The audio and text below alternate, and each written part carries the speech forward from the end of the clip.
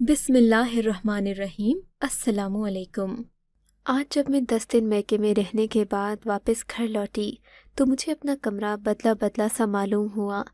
मेरे बेड की एक तरफ एक काले रंग का डब्बा रखा हुआ था और अलमारी में भी चीज़ें बिखरी पड़ी थीं। मुझे अपने शौहर की ये आदत हमेशा से पसंद नहीं थी। हमारी शादी को 6 महीने ही हुए थे और मैं इस शख्स की आदतों से तंग आ गई थी। लेकिन आज जो था वो मामूल से हट कर था। मेरी आदत थी मैं कमरे को साफ सुथरा रखती, मगर अब की बार तो हद हो गई। शौहर मौसूफ ने एक बड़ा काला संदूक लाकर कमरे में रख दिया। इस बात पर मेरी इनसे लड़ाई हो गई। मुनीर, ये क्या बदतमीज़ी है? आपने कमरे में इतना बड़ा संदूक रख दिया, वो भी बिल्कुल सामने। आपको एहसास है कि मुझे कमरे को साफ सुथरा रखना पसंद है। मैंने मुनीर से कहा तो वो उल्टा मेरी बात पर जवाब देने की बजाय गुस्सा हो गए। बोले, तुम अब अपने बाप के घर नहीं हो बल्कि अपने शौहर के घर हो, इसलिए मैं जैसा भी कमरे को रखना चाहूँ ये कमरा वैसा ही रहेगा। तुम अगर इतनी ही सफाई पसंद हो तो अपना कोई और बंदोबस्त कर लो। अपने शौहर का टका सा जवाब सुनकर मैं तो उनका मुंह देखती रह गई। ये कब से ऐसा रवैया रखने लगे, मेरी तो समझ से बाहर था। बहरहाल मैंने कोई बात नहीं कही और खामोश हो गई। जानती थी कि 1-2 दिन तक इन्हें मना ही लूँगी। मैं अगले दिन बाजार से वापस आई तो देखा शौहर मौसूफ ने वो काला संदूक मेरे बेड के साथ बिल्कुल जोड़ कर रखा था। यानी मैं अगर उतरती तो मुझे बेड से उतरने में भी मुश्किल होती। मुझे ये देखकर लगा जैसे मुनीर मुझे तंग कर रहे हों।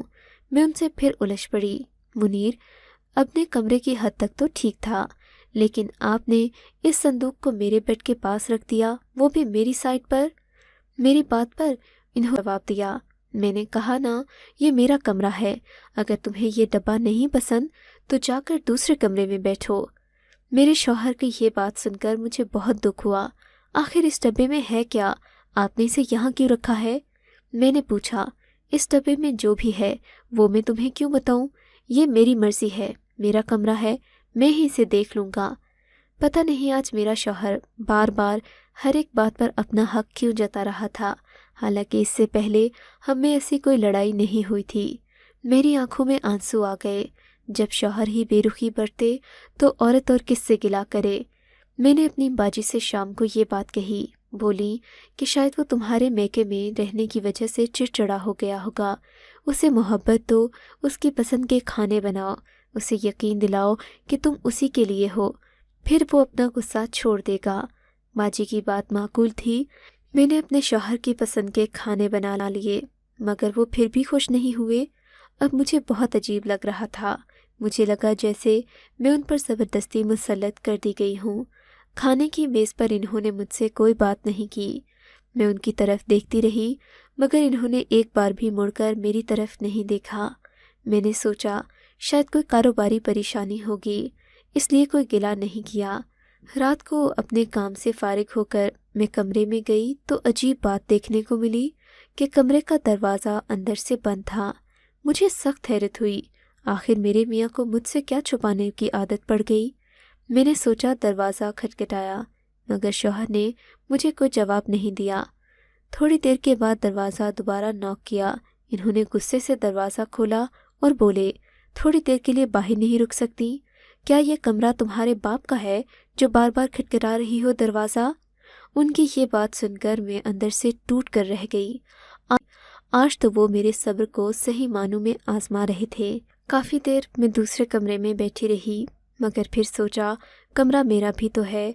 मेरे शौहर का मुझ पर और मेरा उस पर हक है। जाकर देखना चाहिए कि दरवाज़ा क्यों बंद है।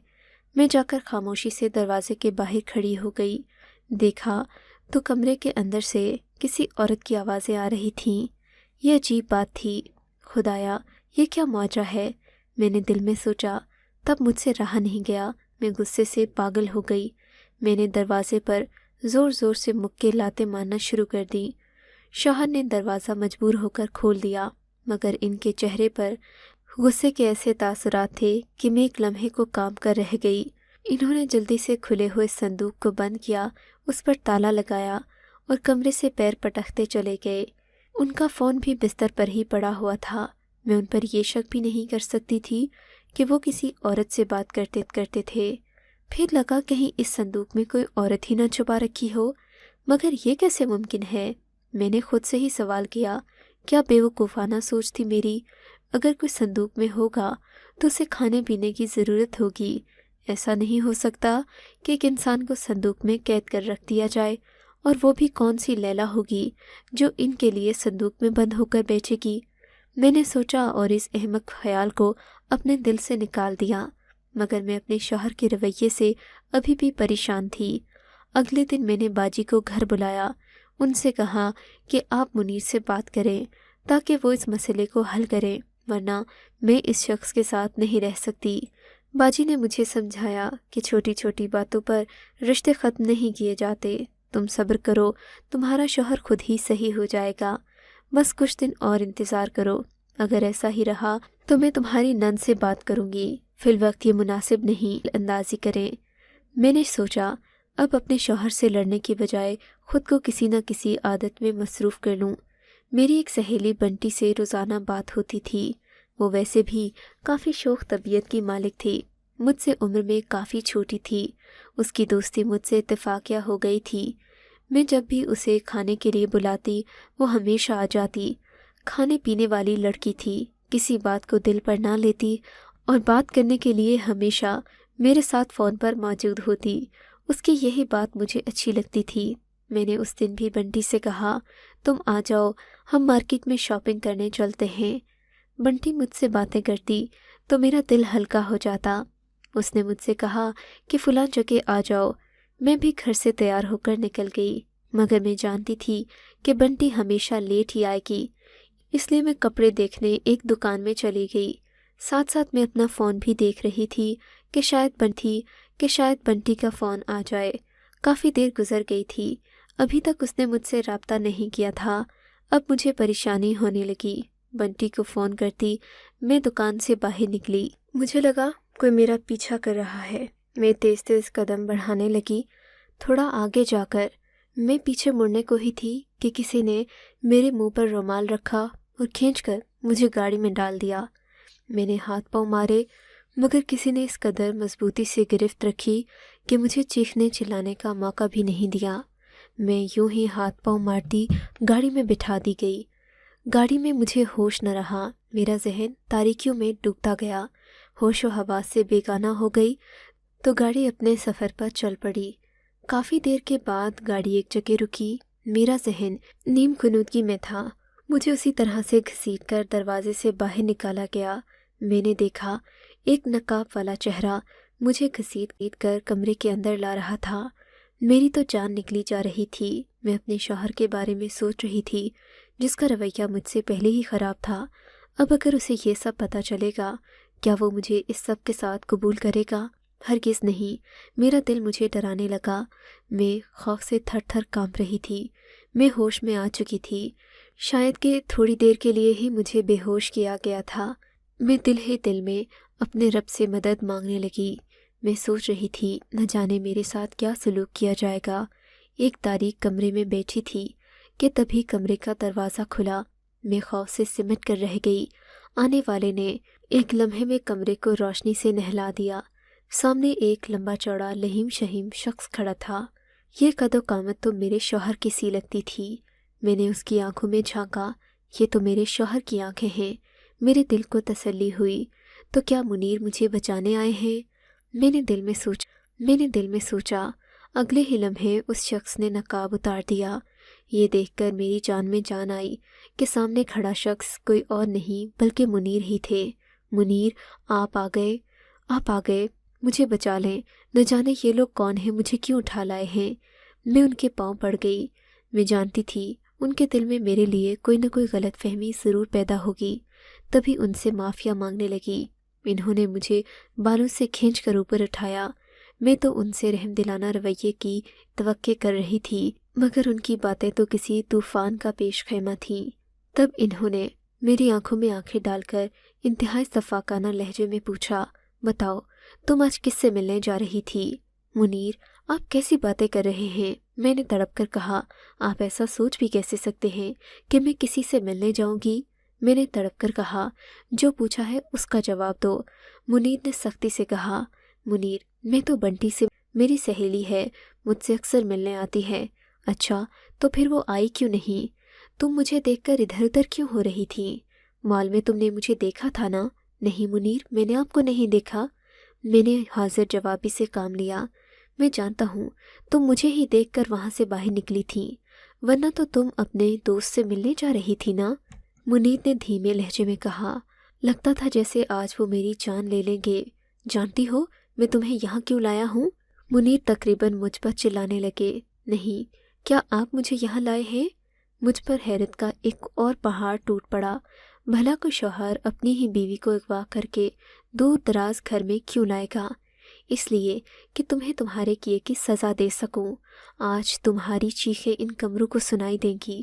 تمہیں اذیت ناک موت ماروں گا اور کبھی تمہاری بے وفائی کو نہیں بھولوں گا۔ منیر، آپ مجھے ایک موقع دیں۔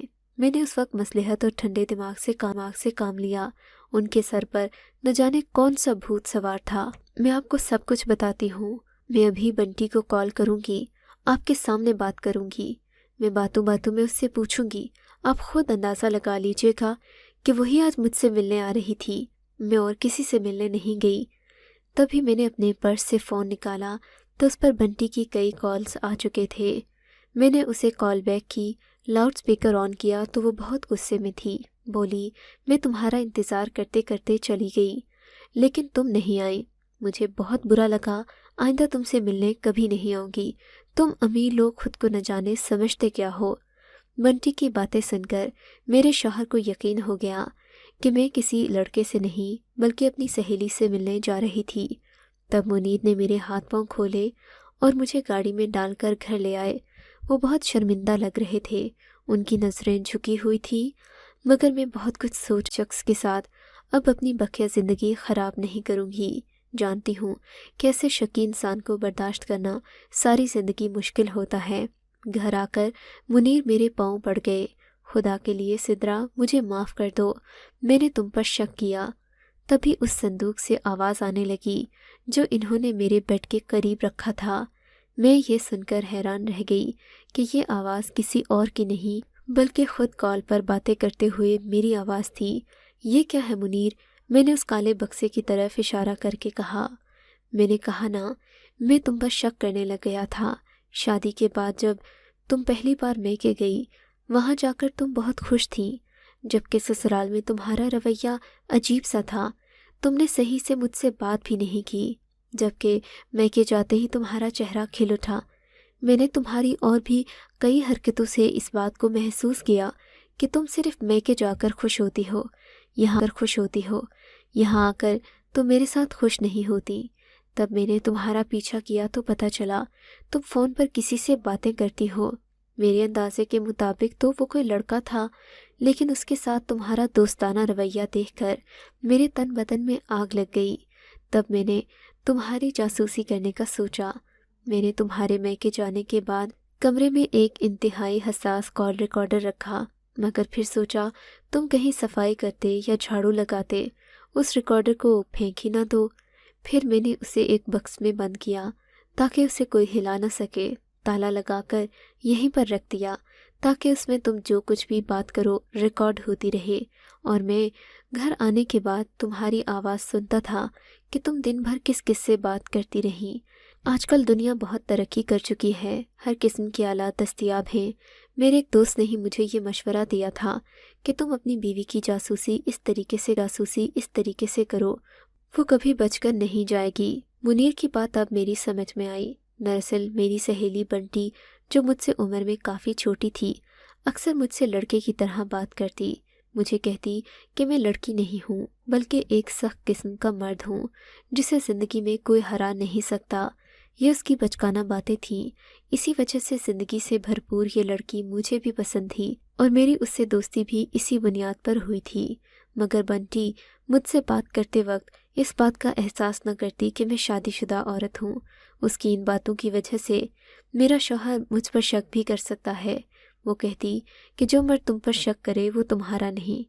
تب اس کی باتیں میں سن کر ہنس دیتی، مگر میرے شوہر کو یہی باتیں مشکوک لگیں اور انہوں نے مجھ سے پوچھنے کی بجائے میری جاسوسی کرنا شروع کر دی۔ یوں غلط فہمیاں مزید بڑھتی گئیں اور زندگی مشکل ہوتی گئی۔ اس دن تو منیر نے مجھے منا لیا۔ میں نے اپنے گھر والوں سے صاف کہہ دیا کہ میں ایسے شکی انسان کے ساتھ ہرگز اپنی زندگی برباد نہیں کر سکتی۔ میرے امی ابو نے اس معاملے میں میرا بھرپور ساتھ دیا۔ اگلے ہی دن ابو نے خلا کا کیس دائر کرنے کا فیصلہ لے لیا تھا۔ ہفتے بعد کورٹ سے میرے شوہر کو نوٹس چلا گیا۔ تب ان کو ہوش آیا اور یہ اپنے ہاتھوں پر چلتے میرے ماں باپ کے گھر آئے۔ انہوں نے مجھے لاکھ سمجھانے کی کوشش کی، بولے کہ مجھ سے غلطی ہو گئی، مگر میں نے ان کی کسی بات پر یقین نہیں کیا۔ میں جانتی ہوں اور یہی سمجھتی ہوں کہ ایک شک کرنے والے مرد کے ساتھ زندگی گزارنا کسی عذاب سے کم نہیں۔ میں نے منیر سے کہہ دیا کہ میں ان کے ساتھ زندگی کا 1 منٹ مزید ضائع نہیں کروں گی، مگر وہ ہار ماننے پر راضی نہ تھے۔ بولے میں کسی نہ کسی طرح تمہیں منا ہی لوں گا، پر میں نے بھی ضد کی انتہا کر دی۔ خلا لینے کے 1 مہینے بعد میرے شوہر نے مجھ پر قاتلانہ حملہ تک کیا، یہاں تک کہ میرا چہرہ مسخ کرنے کی کوشش کی۔ ایسے نیچ شخص سے یہی بات کی توقع کی جا سکتی تھی۔ میں جانتی ہوں کچھ مرد اپنی شکست کو قبول نہیں کر پاتے، وہ عورت پر اپنا حق سمجھتے ہیں، چاہتے ہیں کہ عورت ان کے بعد کسی اور کے قابل نہ رہے، حالانکہ یہ ذہنیت ایک بیمار ذہن ہونے کی نشانی ہے۔ اپنی عدت مکمل کرنے کے بعد ابو نے لندن سے آئے اپنے ایک دوست کے بیٹے سے میری شادی کر دی۔ ان کا بیٹا پڑھا لکھا سلجھا ہوا ذہین نوجوان تھا۔ اس نے نہ صرف ماضی کے غم بھلانے میں میرا ساتھ دیا، بلکہ زندگی میں ہر موڑ پر مجھے ایک نئی قوت اور نئی طاقت بخشی۔ آج میں اپنے شوہر کے دم سے ایک کامیاب خاتون بن چکی ہوں۔ بے شک دنیا میں جہاں برے لوگ ہیں وہیں اچھے لوگ بھی ہیں۔ خدا تعالیٰ سے دعا کرتی ہوں کہ اللہ تعالیٰ ہر لڑکی کے نصیب اچھے کرے اور ثاقب جیسا شوہر ہر عورت کو دے۔ آپ کو اگر یہ کہانی اچھی لگی ہے تو اس ویڈیو کو لائک کیجیے اور اس طرح کی مزید کہانیاں سننے کے لیے ہمارے چینل کو ضرور سبسکرائب کیجیے۔ کہانی سننے کا شکریہ۔ آپ سے ملاقات ہوگی اگلی ویڈیو میں، تب تک کے لیے اللہ حافظ۔